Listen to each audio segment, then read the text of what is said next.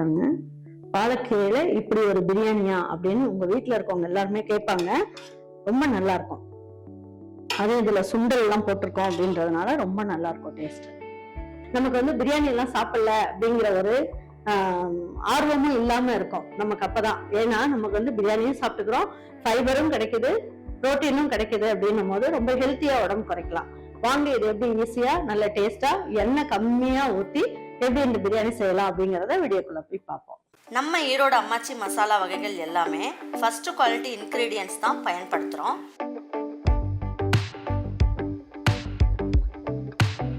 வாங்குற பொருட்கள் எல்லாமே முறையாக ஜலிச்சு பொன் வறுவலாக வறுத்து சரியான பதத்தில் அரைக்கிறோம்.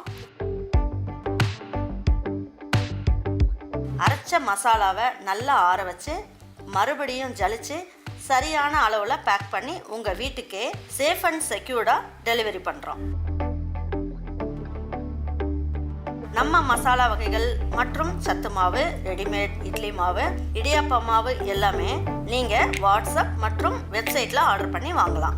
இதில் ரொம்ப முக்கியமான விஷயம், இது full and full pure homemade masala. நம்ம எல்லாருக்குமே ஆரோக்கியம் தானேங்க முக்கியம்.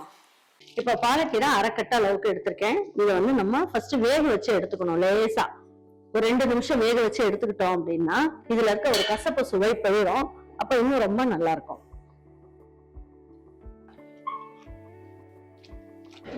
சும்மா 2 நிமிஷம் அது மூடியெல்லாம் வைக்க வேண்டாம், அப்படியே கொதிக்கட்டும். கொதிக்கும் போது இதை அப்படியே பிரட்டி விடலாம், சீக்கிரமா வந்துடும். ரொம்ப நேரம் தண்ணியில வச்சு வேக வைக்க வேணாம். எதுக்காகனா இந்த கசப்பு சுவை போறதுக்காக தான். அப்படி செய்யும் போது ரொம்ப நல்லா இருக்கும் டேஸ்ட். பாருங்க, இப்போ வந்து ஒரு 1/4 ஸ்பூன் அளவுக்கு சோம்பு போட்டுக்கலாம், 2 கிராம்பு போட்டுக்குவோம், ஒரே ஒரு ஏலக்காய், பட்டை வந்து ஒரு சின்ன பீஸ். இது காரத்துக்கு அப்படின்னு பாத்தீங்கன்னா இது 1/2 கிலோ அளவுக்கு அரிசி அப்படின்றதுனால 3 பச்சை மிளகாய் சேர்த்துக்கிறேன். இதுக்கு காரத்துக்கு வேற எதுவும் நம்ம சேர்க்க போறது இல்லை.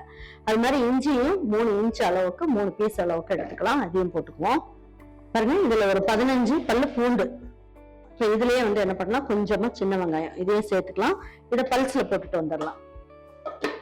பாருங்க, இந்த அளவுக்கு எல்லாமே வந்து நம்ம அரைச்சாச்சு. எல்லாத்தையும் நல்லா தள்ளி விட்டுருவோம். பாருங்க, இந்த அளவுக்கு வெந்தா போதும். இப்போ வந்து என்ன பண்ணலாம், இந்த கீரையை மட்டும் எடுத்துக்கலாம். இப்போ ஸ்டவ் ஆஃப் பண்ணிடலாம். நல்லா வெந்துருச்சு. பாதி அளவுக்கு வெந்தா போதும், ரொம்ப குழைய வேகணும்னு அவசியம் இல்லை. இப்போ இதை எடுத்து இப்போ நம்ம அரைச்சு வச்சிருக்கோம் இல்லையா மசாலா, இதுலயே சேர்த்துக்கலாம். பாருங்க, இப்ப இந்த கீரை வெந்ததும் இருக்கு இல்லையா, இந்த மசாலையே போட்டு நல்லா அரைச்சிட்டு வந்துடலாம். நல்லா நைஸா அரைச்சிடலாம். தண்ணி எதுவும் விட வேண்டாம், ஏன்னா இந்த கீரையில இருக்க தண்ணியிலேயே நைஸா அரைச்சிடலாம். பாருங்க, இந்த ஏஎம்சி குக்கர்ல தான் நான் பண்ண போறேன். எதுக்காக அப்படின்னா இதுல வந்து எண்ணெய், நெய் இதெல்லாம் நிறைய ஊத்தணும்னு இல்லை, ஒவ்வொரு ஸ்பூன் ஊத்தினாலே போதும், பிரியாணி வந்து சூப்பரா இருக்கும். இதுல சமைக்கிறதுக்கு முன்னாடி என்ன பண்ணணும் அப்படின்னு பாத்தீங்கன்னா, இந்த பாத்திரத்தை ப்ரீ ஹீட் பண்ணணும். மீடியம் ஃபிளேம்ல வச்சு ப்ரீ ஹீட் பண்ணிக்கலாம். இப்போ இந்த பாருங்க, இந்த இடத்துல இருக்கு, இந்த சைடு வந்த உடனே பாத்திரம் வந்து ப்ரீ ஹீட் ஆயிடுச்சுன்னு அர்த்தம். அதுக்கப்புறம் நம்ம குக்கிங் ஸ்டார்ட் பண்ணிடலாம். பாருங்க, இப்போ வந்து ப்ரீ ஹீட் ஆயிடுச்சு. இப்போ நம்ம வந்து குக்கிங் பண்ண ஸ்டார்ட் பண்ணிடலாம். இப்போ மீடியம் ஃப்ளேம்ல வச்சிருங்க, வச்சுட்டு இப்போ ஓப்பன் பண்ணி பார்க்கலாம்.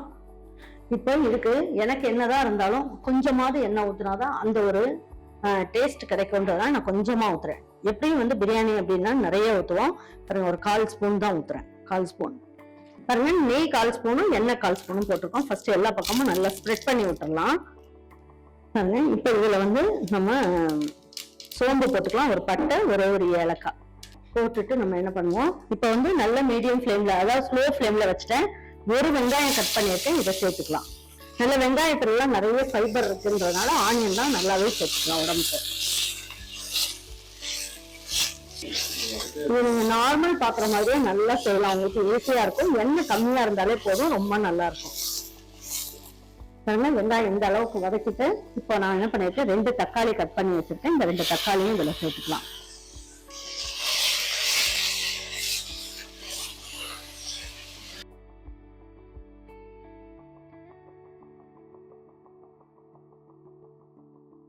பாருங்க, இதுலயே புதினா இலையும் சேர்த்துடலாம், இதுலயே கொத்தமல்லி இலையும் சேர்த்துடலாம்.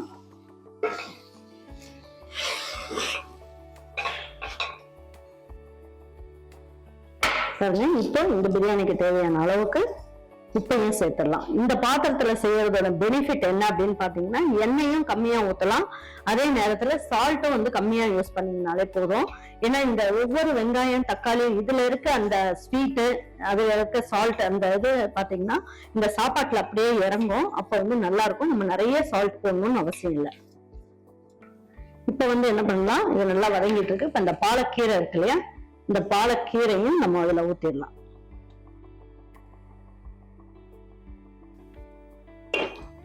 பாருங்க, வீட்டுல பசங்களுக்கு வந்து சுண்டல் வேணும் அப்படின்னாங்கன்றதுக்காக நான் வந்து வேக வச்சேன். அதுல 1 கப் அளவுக்கு எடுத்திருக்கேன். இப்போ இந்த சுண்டலையும், அதாவது வேக வச்ச சுண்டல் தான் பாருங்க, இந்த அளவுக்கு வேக வச்ச சுண்டல் தான். இதையும் 1 கப் அளவுக்கு எடுத்துக்கலாம்.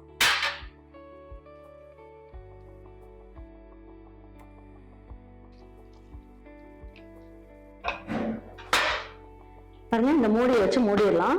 இந்த ரெட் கலர்ல மார்க் இருக்கு இல்லையா, பாருங்க இந்த ரெட் கலர்ல இருக்கு, இது வந்து இந்த 98 டிகிரி அளவுக்கு வரும். இது ஒரு 2 மினிட்ஸ்லயே வந்துடும் உங்களுக்கு. இது இந்த இடத்துல வந்த உடனே ஓபன் பண்ணிட்டு நம்ம ரைஸ் எந்த டைம்ல போடலாங்கிறத நான் சொல்றேன். நல்ல ஸ்ட்ரீம் வருது. இப்ப ஓபன் பண்ணி பாத்திரலாம்.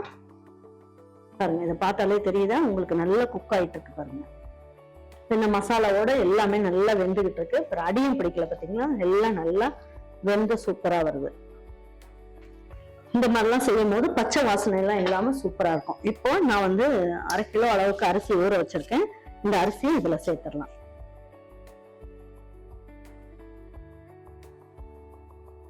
பாருங்க, இது எல்லாத்தையும் போட்டு ஒரு வாட்டி நல்லா மிக்ஸ் பண்ணி விட்டுடலாம்.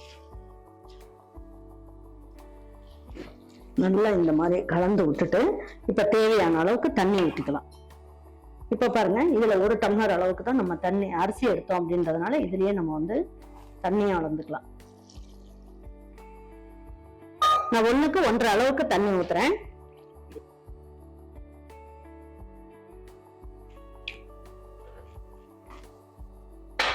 பாருங்க, இப்போ வந்து நான் எப்படி வீடியோ வந்து எப்படி இந்த பாத்திரத்தை எப்படி வாஷ் பண்ணிட்டு நம்ம யூஸ் பண்ணணும்ன்றத நான் சொல்லியிருக்கேன். இப்ப நல்லா வாஷர் எல்லாம் போட்டாச்சு. இப்போ வந்து என்ன பண்ணலாம், இப்படிதான் நல்லா லேசா ப்ரெஷர் பண்ணி நல்லா இப்படி ஒரு அளவு தழுத்திட்டு இப்படி மூடிட வேண்டியதான். மூடிட்டோம். 2 நிமிஷம் தான் இது குக்கிங் டைம். இப்போ 1 மினிட்லயே பாருங்க இந்த இடத்துல ஸ்டீம் வர ஆரம்பிச்சிருச்சு. இப்ப நம்ம என்ன பண்ணுவோம், ஸ்லோ ஃபிளேம்ல வச்சிடலாம். பாருங்க, இப்ப வந்து இந்த ரைஸ் ரெடி ஆயிடுச்சு. இன்னும் 1 நிமிஷம் ஆயிடுச்சு. மொத்தத்துக்கு எனக்கு 2 நிமிஷம் ஆயிடுச்சு. இப்ப ஸ்டவ் ஆஃப் பண்ணிடலாம். இப்போ நீங்க ஸ்டவ் ஆஃப் பண்ண உடனே இதுல இருந்து ஸ்டீம் வந்து ரிலீஸ் ஆயிட்டு இருக்கு இல்லையா, இந்த டைம்ல நீங்க வந்து இந்த நாபை ஓபன் பண்ண முடியாது. இந்த ஸ்டீம் ஃபுல்லா உங்களுக்கு ரிலீஸ் ஆனதுக்கு அப்புறம் தான் இந்த இதை வந்து ஓபன் பண்ண முடியும். இது அப்படியே ஸ்டவ் ஆஃப் பண்ணிட்டு அப்படியே விட்டுருங்க. ஒரு 5 மினிட்ஸ் கழிச்சு ஓபன் பண்ணி காட்டுறேன்.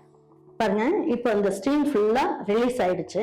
இப்ப இந்த நாப் எல்லாமே காண போயிடுச்சு. பாருங்க, இது எல்லாமே நல்லா கூல் ஆயிடுச்சு அப்படின்னா நாபே உங்களுக்கு தெரியாது. இப்போ இதை வந்து ஓபன் பண்ணிடலாம். பாருங்க, இதை க்ளோஸ் இப்படி, ஓபன் இப்படி. இப்போ வந்து நீங்க ரிலீஸ் ஆனதுக்கு அப்புறம் தான் இதை ஓபனே பண்ண முடியும்.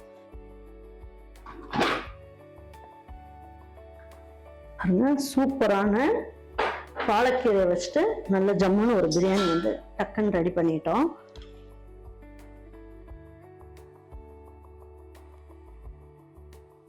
பாருங்க, சுத்தமா வந்து உங்களுக்கு அடியும் பிடிக்கல. பாருங்க, நல்லா வந்திருக்கு.